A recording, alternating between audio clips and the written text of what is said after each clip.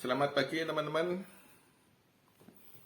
Selamat tahun baru dan selamat Natal bagi yang merayakannya.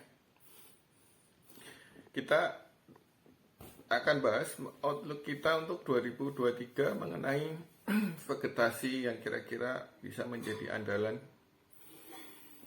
Jadi tahun 21 ini untuk Dombia ya teman-teman, tentunya Dombia yang stabil berbunga itu masih Dombia seminole sama Dombia bergesiai. Tapi sebetulnya untuk Dombia bergesiai itu ada kesalahan tata nama ya teman-teman. Bergesiai yang beredar itu sebetulnya bukan bergesiai, tapi dia natalensis. Ini kesalahan dari pengimpor yang datang, dia ngasih nama. Jadi untuk awal Dombia datang ke Indonesia itu namanya masih kacau, dari Waliji, Spectabilis, tapi ternyata Dombianya jenis-jenis lain. Kayak karena memang hal yang baru. Bahkan di India pun yang lama pun, di India yang memelihara Dombia yang lama pun masih kacau balau untuk penamaannya, saya lihat di YouTube. Jadi nanti 2023 kita akan menyempurnakan lagi untuk tata nama Dombia ya teman-teman, dengan ciri-ciri yang sudah valid. Yang tadi ya bilang yang stabil berbunga itu yang natalensis, kemudian seminole. Itu tidak perlu diragukan lagi untuk bunganya. Kemudian yang Cayuxi ya teman-teman. Cayuxi itu memang ada kesalahan dalam artian untuk bibitnya teman-teman. Saya lihat ketika Cayuxi datang, teman-teman langsung pada mencangkoknya itu kan, baru tinggi 1 meter langsung dicangkok brutal sana sini ya, dia nyebar nggak karu-karuan karena memang waktu itu sangat hype, harganya sangat mahal. Jadi teman-teman bayangkan saja jika punya mangga baru 1 meter, teman-teman cangkok kemudian teman jual, kemudian mengharapkan dari tanaman itu bisa berbunga dengan cepat. Tentunya tidak semudah itu ya teman-teman.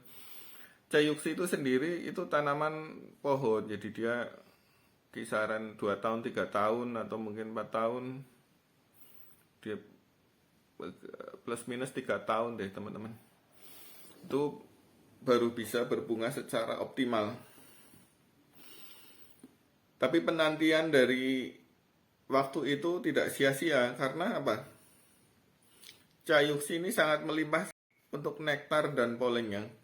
Jadi ketika Cayuxi saya berbunga itu bisa meningkat 2 atau 3 kali lipat produksi madunya untuk jenis birui.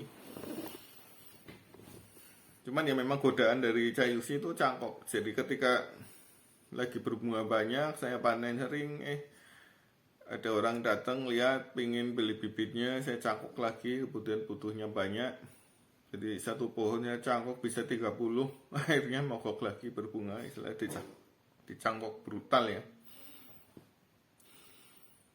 Ya tapi kan godaan uang ya teman-teman, tapi nggak apa-apa lah, nanti saya tunggu sabar lagi. Itu mengenai Dombia. Dari Dombia itu sendiri untuk madunya itu ternyata enak. Jadi cenderung manis, baunya wangi dan warnanya kuning ya, kuning jernih, kekuning-kuningan. Jadi untuk madunya pun disukai oleh para konsumen. Jadi ini kita tidak rugi sebetulnya untuk bersabar untuk Dombia, karena madunya juga enak, manis.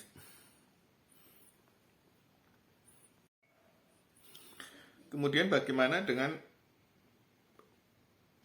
perkembangan vegetasi nanti teman-teman untuk tahun 2023. Jadi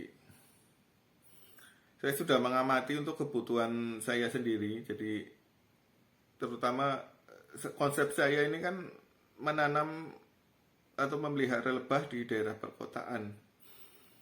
Jadi tentunya vegetasinya nggak bisa sembarangan ya teman-teman.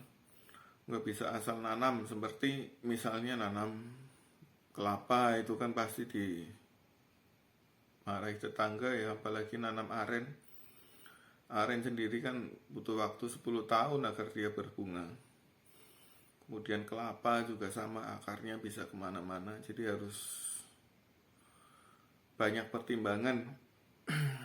Nah akhirnya sebetulnya pertimbangan awal saya ini adalah menciptakan nektar-nektar berwarna, karena itu sangat unik untuk nilai jual. Misalnya warna hijau kemudian warna merah, tapi pada kenyataannya bibit-bibit yang saya datangkan itu tidak tumbuh. Padahal saya udah ngambil dari banyak negara, udah habis ribuan benih, ternyata tidak tumbuh.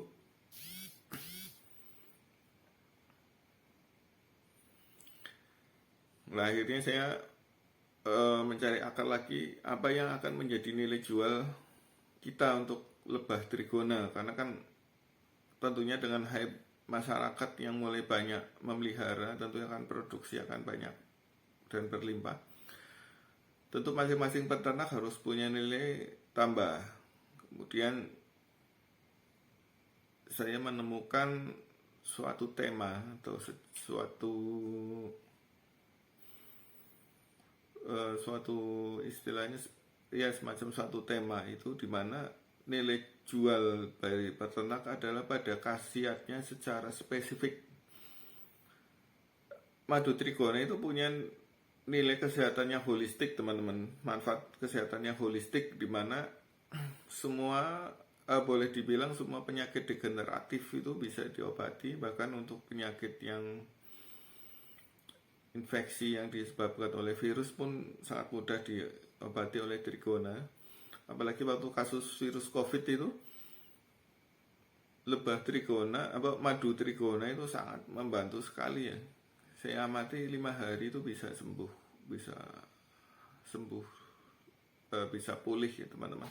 Jadi pasti teman-teman merasakan nilai kemasan pada zaman COVID, di mana madu trigona sampai kehabisan.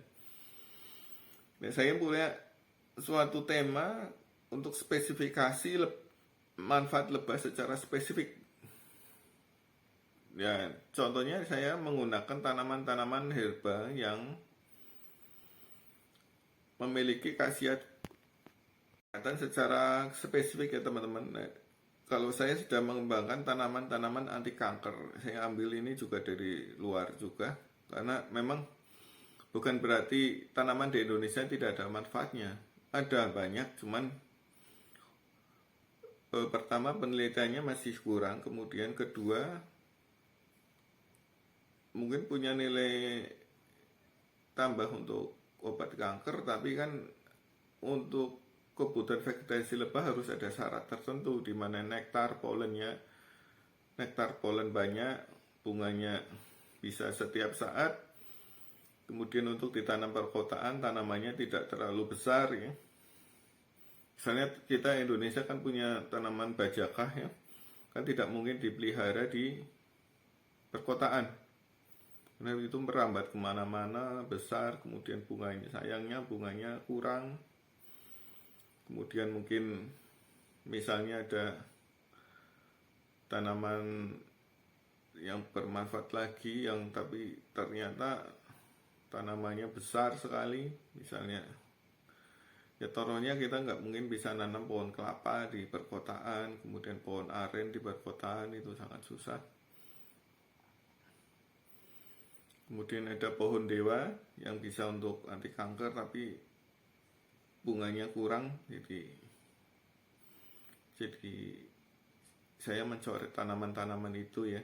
Jadi saya mengembangkan akhirnya tanaman dari luar. Nah, tanaman ini syukur alhamdulillah itu sudah mulai menemukan perkembangannya, walaupun belum berbunga tapi sudah perkembangannya bagus. Jadi dia sudah tumbuh baik di Indonesia. Sebagian udah mulai bisa adaptif, sebagian masih masih terseok-seok untuk pertumbuhannya, jadi masih mencoba beradaptasi dengan lingkungan di Indonesia. Jadi dengan harapan saya ini, dengan ada tanaman-tanaman herba berkhasiat ini, kita bisa menambah nilai jual dari madu trigona ya teman-teman. Jadi kayak di luar negeri kan ada istilahnya, ada madu manuka itu teman-teman. Madu yang didapat dari nektar bunga manuka yang memiliki khasiat ini itu kan. Nah ini harapan kita ini, dengan adanya madu yang kita ambil dari nektar tanaman-tanaman anti kanker, nanti kita bisa ditambahkan madu ini berasal dari tanaman anti kanker. Ya, jadi bisa menjadi nilai jual tersendiri. Jadi bisa pembeda dibandingkan dengan peternak-peternak lainnya atau peternak-peternak dari luar ya teman-teman. Nah, tujuan saya itu, jadi ya karena kan kita harus selalu berimprovisasi ya teman-teman, karena persaingan peternak madu itu mungkin makin lama makin ketat, karena saya ngelihat sangat hype sekali untuk antusiasme masyarakat Indonesia untuk perihal beternak lebah ini.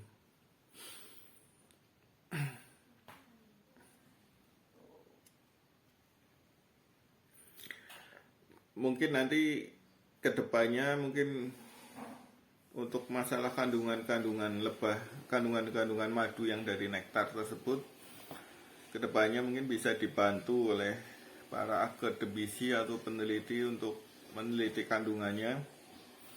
Karena kan tidak mungkin misalnya saya untuk meneliti kandungan spesifiknya, karena kan di luar kemampuan saya juga.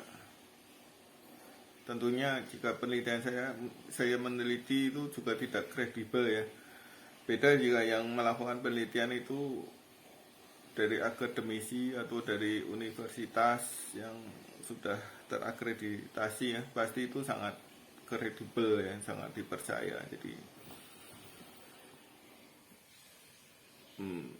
siapa tahu dengan adanya improvisasi dari para peternak mengenai tanaman-tanamannya, bisa akhirnya bisa menarik perhatian para peneliti, sehingga peneliti bisa membantu untuk meneliti kandungan-kandungan dari madunya, sehingga bisa menjadi nilai jual tersendiri. Jadi memang secara umum sih untuk lebah trigona itu untuk khasiatnya itu memang mempunyai khasiat yang holistik ya teman-teman. Jadi kesehatannya holistik dalam artian bisa menyeluruh untuk menyehatkan. Misalnya tentunya teman-teman pasti akan merekomendasikan madu kelanceng untuk yang mereka yang terkena kolesterol, ada masalah dengan jantung atau dengan imunitas, atau pas zaman COVID pun madu kelanceng ini sangat ampuh ya teman-teman. Bisa 5 hari aja bisa pulih. Pengalaman saya rata-rata itu 5 hari saya bisa pulih, tentunya dengan seizin Allah yang Maha Kuasa ya. Itu tapi alangkah bagusnya jika yang holistik itu kita perkuat menjadi holistik dan terspesifik ya. Di samping ada nilai plus-plusnya untuk mencegah kolesterol, untuk menurunkan kadar gula, atau untuk memperbaiki asam lambung dan jantung. Kita dengan adanya vegetasi yang terspesifik ditambahkan plus khasiat anti kanker yang kuat. Harapan saya seperti itu. Jadi ada improvisasinya teman-teman. Nah, mungkin teman-teman juga bisa menambahkan lagi, misalnya teman-teman menggunakan tanaman-tanaman yang anti diabetes ya.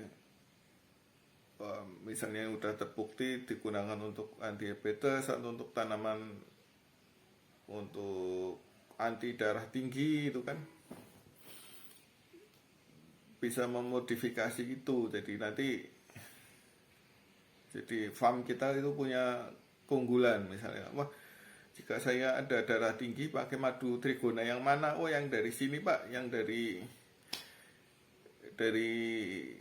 lebah ini, dari bunga ini Pak. Kemudian misalnya untuk yang kanker, baiknya dari trigona yang ini, yang diambil dari kebun di mana dikembangkan tanaman-tanaman anti kanker, mungkin seperti itu.